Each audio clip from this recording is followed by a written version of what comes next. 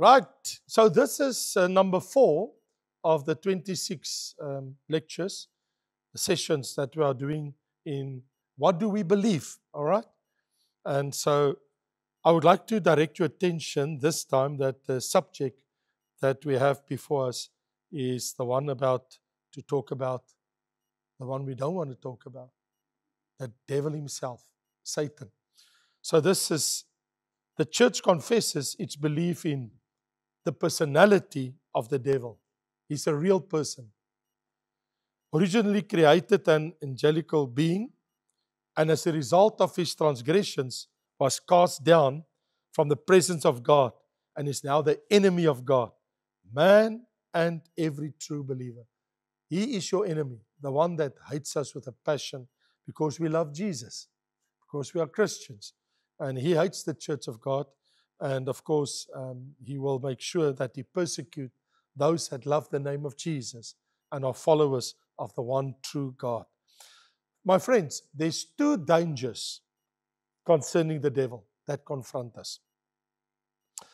What's confronting the believer, danger 1 is if you want to ignore his existence. If you want to say, no, I don't believe that there's a real individual called the devil, Satan.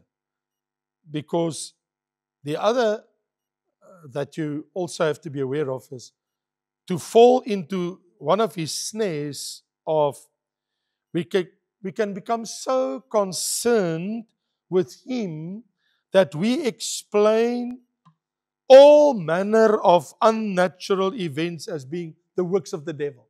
It's like the guy that rock up late for the church service the Sunday morning, and on the staircase of the church, he saw the devil sits there outside in tears. And as he walked past him, he looked down, he's on his way into church, and he said to him, "Why do you sit and cry here?" He asked the devil, and the devil says, "Well, all those people inside, they all blame me for everything." You see, that's also a snare. You cannot blame the devil for everything that goes wrong in your life. Nou soek jy die duiwel agter elke bos. It's like looking if you can find the devil behind every bush. You can't do that because you also have a sinful nature to contend with.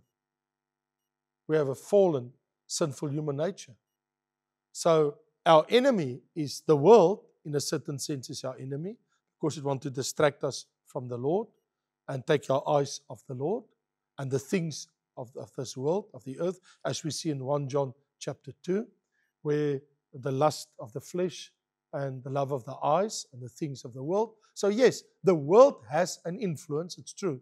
And in that sense, the world without God is our enemy because it wants to distract our souls. Then we have our own sinful nature, but then there's really a devil out there.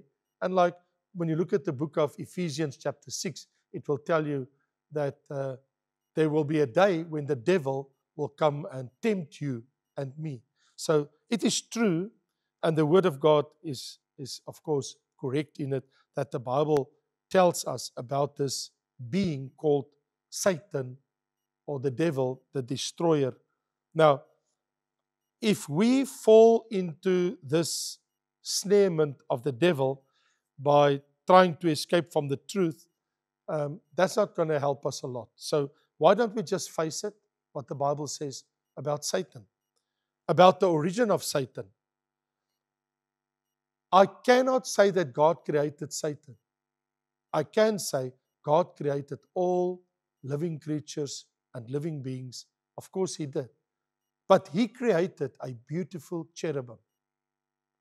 And that was Lucifer. And because of his fall, because of his pride, so he came to be the devil because God cast him out of heaven. Let me tell you, if I read to you this portion of Scripture, it will actually explain a lot. The two best passages in all of the whole of the Old Testament that you can always go to see where the fall of the devil has taken place and what has happened behind the scenes. It is Isaiah chapter 14 and Ezekiel chapter 28. That is the two chapters, for sure. So let me take you to Ezekiel chapter 28. It talks about the prince of Tyre, and then it talks about the king of Tyre. Now, what we have here, when we talk about the king of Tyre in the Bible, you see it sometimes in Psalms. When I speak to you now about it, you will realize. Sometimes the psalmist, like David, he will speak about himself, but then you can see when you read deep in the scriptures, he talks about the Messiah, the one to come. We call that in theology the law of double referencing.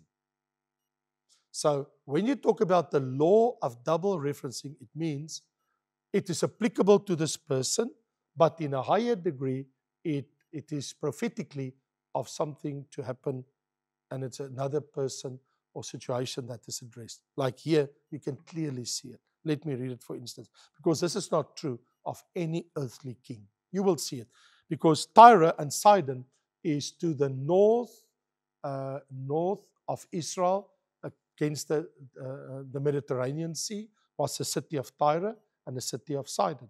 Now, for the king of Tyre, when I read, you will immediately realize, no, this is definitely not a human being. But initially, when you read it without any understanding, you will think, oh, who's this person? So let me read. It is Ezekiel 28 from verse 12. Son of man, that's a word for Ezekiel. So God says to him, like, Ezekiel, take up a lamentation for the king of Tyre and say to him, thus says the Lord God, you were the seal of perfection, full of wisdom and perfect in beauty. You were in Eden, the garden of God. Every precious stone was your covering. The sardius, topaz, and diamond, beryl, onyx, and jasper, sapphire, turquoise, and emerald with gold. The workmanship of your timbrels and pipes was prepared for you on the day you were created. You were the anointed cherub who covers. You see? The cherub. You can immediately see. You can't say a human being is a cherub. You were the anointed cherub. We talk about the devil now before his fall of this cherub, Lucifer, who covers. I established you. You were on the holy mountain of God. You walked back and forth in the midst of fiery stones. You were perfect in your ways from the day you were created till iniquity was found in you. By the abundance of your trading, you became filled with violence within, and you sinned. Therefore, I cast you as a profane thing out of the mountain of God, and I destroyed you, O covering cherub, from the midst of the fiery stones. Your heart was lifted up because of your beauty. You corrupt your wisdom for the sake of your splendor, and I cast you to the grounds. I laid you before kings. Now, to understand that fully, if you go to Isaiah chapter 14, we read of the fall of Lucifer.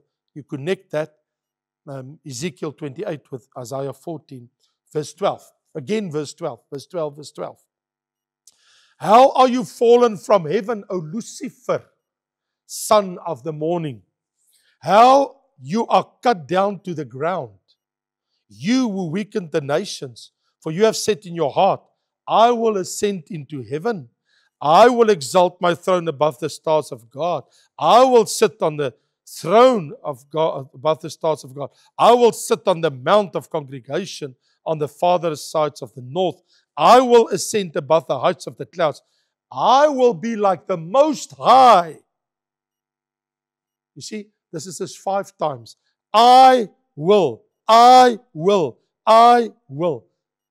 Where this individual, this beautiful Lucifer, this cherub, where he had this pride and desire coming up. It's like when the Apostle Paul writes about the devil in 1 Timothy 3, he says, you should not become so proud as the devil has become. And that has led to his fall. And we as children of God should never let pride take over in our lives. And he encourages us to rather humble ourselves before the Lord. So to say that God created Satan is not true.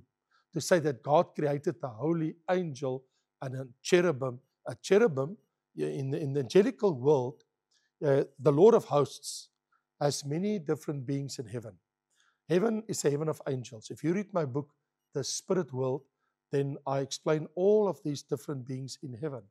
Now, the beings in heaven, you have angels, you have archangels, you have cherubim, and you have seraphim, and then you have the living Zoa. And so you have this heavenly host. And so Satan himself, he was a cherubim. But what is different with him, he was of the highest ranking order, the most trusted one with God, and he personally was there to protect the throne of God. It seems as if he was the perfect one, the most perfect one that God ever created in heaven, the most beautiful of all creatures that God has made. And you should also remember, angels aren't born. Angels don't beget angels. There's no feminine angels. There's no woman angels. There's always in the masculine in the Bible. Never ever. So people that got all these angels in their houses have got these woman angels. I mean, let's get real. There is no woman angels.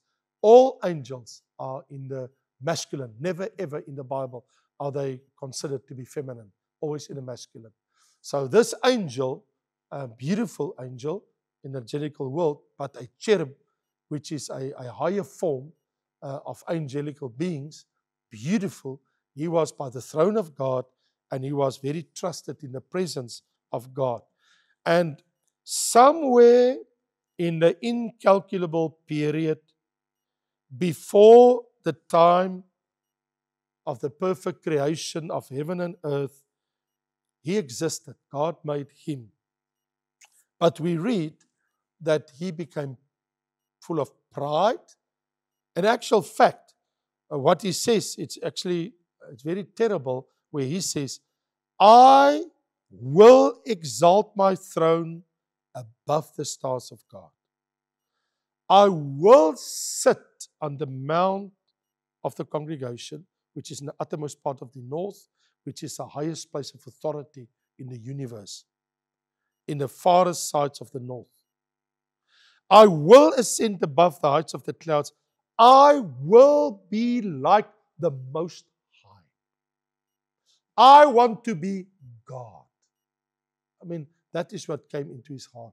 Where that thought came from, we don't know. But that it happened, the Bible is very clear, it happened. And because of that, God cast him out of the heavenlies. And so what we actually see here is a historic context explaining to us in Isaiah 14 as well as in Ezekiel 28 what has caused the fall of this wonderful being that God created. And he became the arch enemy of God and the enemy of all Christians, the enemy of Israel, and the enemy of all that is good and wonderful and holy. And he opposes. And of course, when you read in Revelation chapter 12, you discover that the third of the angels of heaven was corrupted by him. What is so amazing about this being, about the devil, about Satan himself, is that he made 1/3 of the beings in heaven to be disobedient to God. 1/3 of all the angelical host in heaven to follow him, to believe him and not God.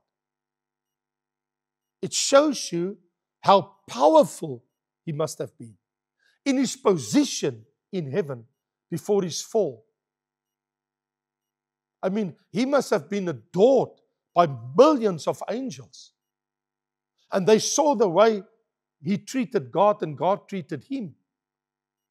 That when he spun his story to them and he gave his stake, 1/3 of heaven decided to follow him against God, against the will of God.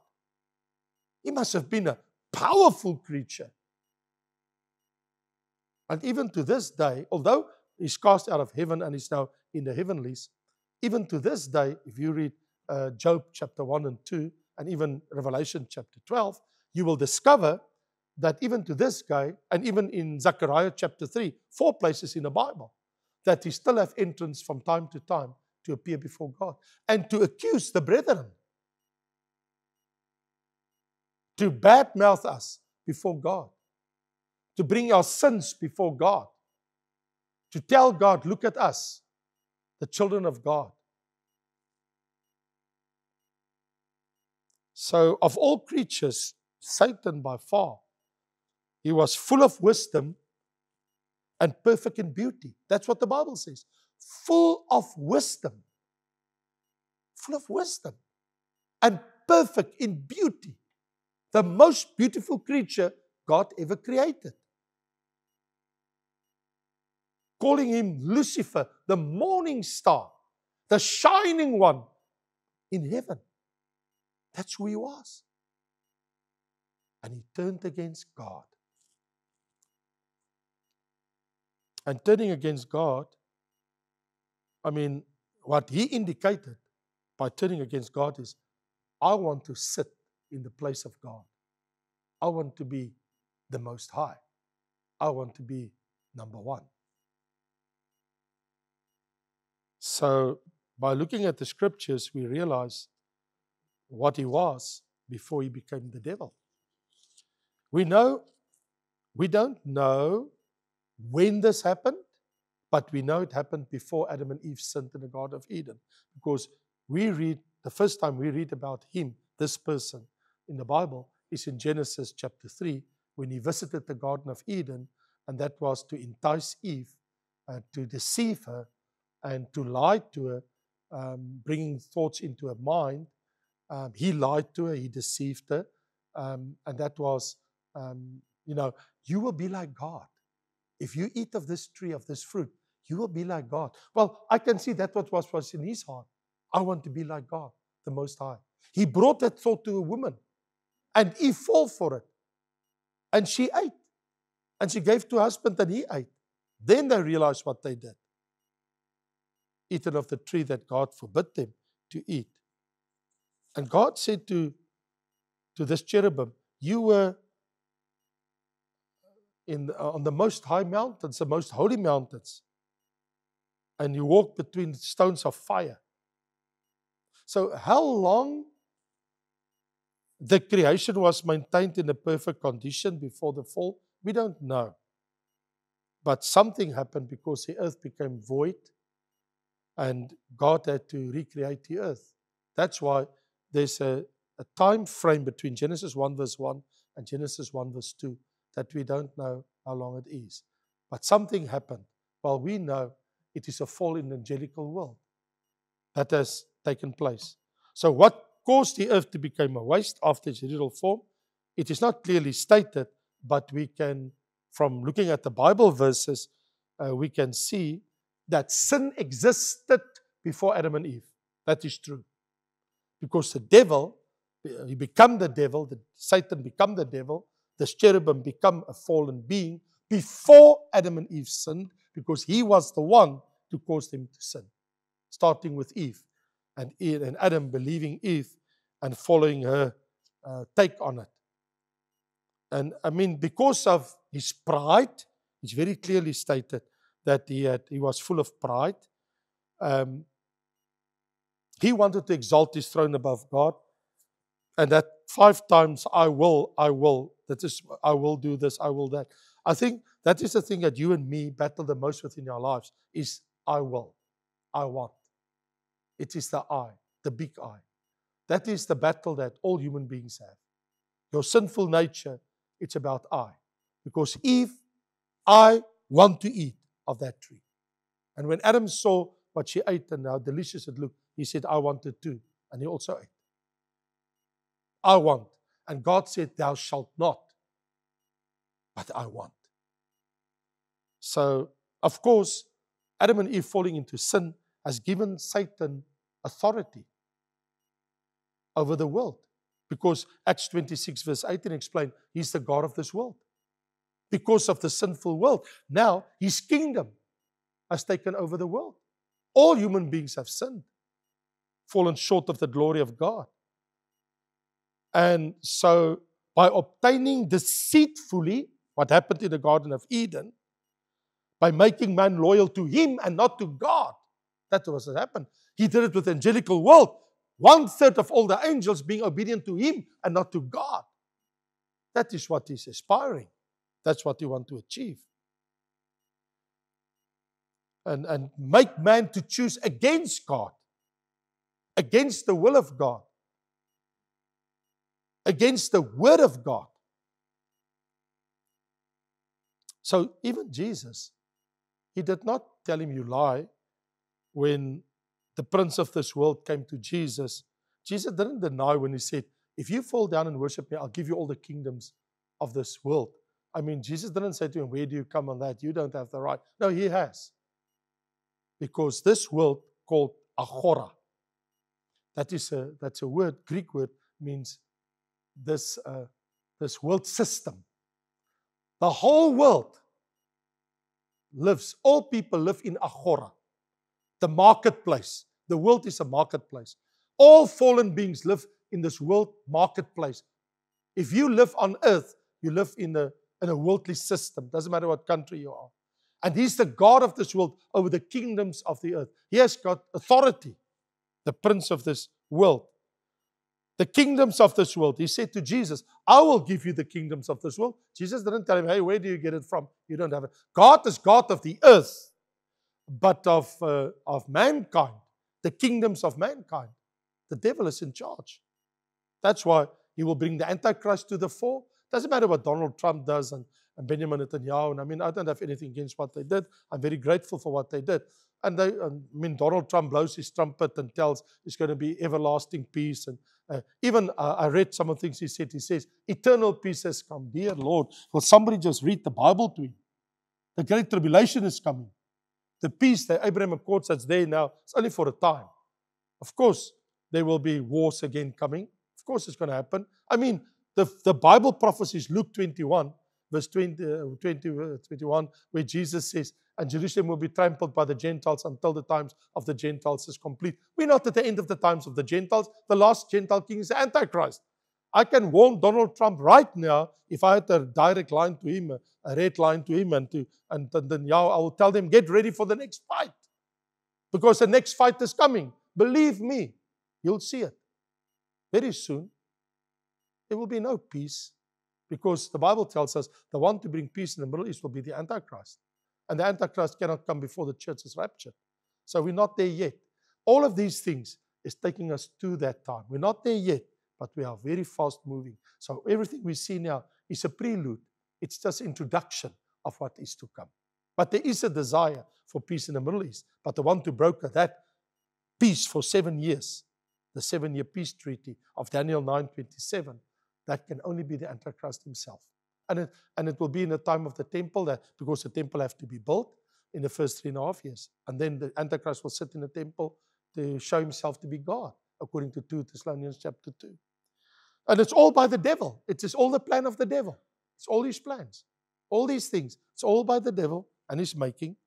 So the scripture confirms, Daniel 10, that the nations of the world are ruled by the God of this world. I mean, 2 Corinthians 4 verse 4 explicitly says Satan is the God of this world. Small letter God. Not the real Elohim, the God of heaven, but the God of this world. So we are still dealing with the God of this world. And do you think Satan is happy of what has taken place now with all the hostages being released? I mean, his fury will burn very soon. His fury will be released on Israel again. You can write that down, mark it, say, Raymond Lombard has said it, and you will see it happen before your own eyes. So here is the thing. Satan stands as the head of this world order, this world system. But in actual fact, the earth belongs to the Lord, and the Lord will come to this earth. Jesus will come, and he will take control. But it can only happen at the second coming of Christ, after the Antichrist has been revealed and the temple has been rebuilt. And then the 1,000-year reign of Christ will come about. But for the worldly government systems of the nations belongs to the God of this world. It's explicitly said so in your Bible in 1 John chapter 5 verse 19. So Satan's ultimate sin is to destroy mankind. I mean, it is clearly stated in John 8 verse 44. Jesus said that the Satan is a murderer and the father of lies. He's a murderer. He worked in the heart of Cain to kill his brother Abel. The first murder ever. So, but Jesus, 1 John 3 verse 8 says, that he came to destroy the works of the devil. So in our lives as Christians, Jesus has destroyed the works of the devil, and we have authority over the devil. He is not almighty. I mean, he's mighty. He's a mighty foe, make no mistake, but he's not almighty. Only God. God is almighty, not the devil. So with his death on the cross, Jesus, he destroyed the authority and the works of the devil. So Jesus has got the authority, and the devil can only do what God allows him to do now in the church age, but in the 7-year tribulation. Then he will be cast into the abyss for 1,000 years when Christ is on earth for 1,000-year millennium reign. And he will be loosened at the end just for a little while, for a short time, Revelation 20. And then he will be cast forever in the lake of fire. So we know what is going to happen. But we don't fear him because we fear God. We don't fear the devil. He's not stronger than Jesus. I mean, in the Bible even says in 1 John 4 verse 4, greater is he that is in you than he that's in the world. Greater is Christ in me than the devil in the world. So we know. And in the name of Jesus, we have authority to cast out demons and to pray for the sick and to pray for healing. And the Bible says in James chapter 4 verse 7, resist the devil and he will flee from you. So in the day of persecution, when you know it's the devil, say, in the name of Jesus, I resist you. And the Bible tells us in Ephesians 6 to put on the full armor of God. Yes, I mean, but the Bible is full of this person. Not only is the Bible full of the Lord, but the Bible has many different names of this person, Lucifer, that became a devil. Like he's called Lucifer, son of morning, in Isaiah 14, or the serpent in Genesis 3, and also in Revelation 12 and Revelation 20, or the tempter in Matthew 4, or Satan, 1 Chronicles 21, or the devil, Revelation 12, or Beelzebul, the god of the flies, in Matthew 12, or Belial, in 2 Corinthians 6, or the evil one, in Matthew chapter 6, or the dragon, about his cruelty, in Revelation 12. So every description tells something of him, his evil motives, being an opponent, being a deceiver, being an accuser, the god of the dung heap, the prince of the devils, lawless, worthless, evil, evil one, cruel. All these names depict this fallen angel, this cherubim, Lucifer, that has become the devil and the Satan and the one that persecute the church of Jesus Christ and those that love and follow the name of Jesus Christ. And yes, he has authority as a king in his kingdom of darkness, but the Bible tells us Jesus has brought us from the kingdom of darkness into the kingdom of his light and love. We're not in his kingdom anymore. We live in the world, and the world is under his power, but we're not under the kingdom and power of Satan anymore. We belong to the Lord. Yes, it's true. He is the God of this world. The world lies in wickedness, but God has turned us from darkness into light. I mean, that's the reason why Jesus came. The Bible is explicitly states in 1 John 3 verse 8, for this purpose, this reason, the Son of God was manifested, that he might destroy the works of the devil. Did you hear that? For this purpose, Jesus came to destroy the works of the devil. So that through death, the devil never knew it, he would destroy him and his power, the devil. And because he delivered us now, them who fear, live for their fear of death for their whole life, and we're in bondage. Hebrews 2 verse 14, 15. We don't fear death anymore. We don't fear the devil. We fear God. And you know, we know Satan will be judged very soon. In the middle of the 7-year tribulation after rapture, he will be caught from the heavenlies onto earth. He will be here for 42 months, 3.5 years. 1,260 days he will roam this earth with his fallen angels in the second part of the Great Tribulation. There was war in heaven. Michael and his angels fought against the dragon, and the dragon fought with his angels and prevailed not, neither was their place found anymore in heaven. This is all in Revelation chapter 12. And the great dragon was cast out, the old serpent called the devil and Satan, which deceives the whole world. He was cast onto the earth, and his angels was cast over him. And of course, out with him. And the Bible says, those that are in heaven rejoice because they've overcome him by the blood of the Lamb and the word of their testimony. So Satan will be judged. He will even be judged even more, that when Jesus, 42 months after he's cast from the heavenlies finally, Jesus will let the angel cast him for 1,000 years in the abyss, the bottomless pit. And there he will be bound by a great chain. And then after the 1,000 years, only then he will be released. So friends, when we look with closer examination to the scriptures of this evil person called the Satan, our arch enemy, his first judgment, he was cast out of heaven. That happened before Adam and Eve was created. His second judgment was when Jesus said, I saw him fall from the heavens. He says like a lightning bolt from heaven. But his second judgment came when Jesus Christ conquered on the cross. And so for that, we know that he will be judged in the Great Tribulation, when after that he will be bound for 1,000 years. But the final judgment of Satan, there's no getting away from it. You know, I know how the story ends, friends, because I have read the whole book. I've read to the last page. And reading the last page, I discovered what will happen with Satan. He will end up in eternal hell. And Jesus, in Matthew 24, he said, Matthew 25, verse 41, depart from me, you cursed, into the lake that is prepared, the eternal lake of fire for Satan, the devil, and his angels. So the hell was created by God for Satan and his angels, not for human beings. But those that are lost, and their names is not in the book of life, they will here depart with me, from me. So the devil that deceived them, Revelation 20 verse 10. This is the last words ever about the devil. I read it to you. The last words ever that you hear from Satan, ever that's written and talked about him, is Revelation 20:10.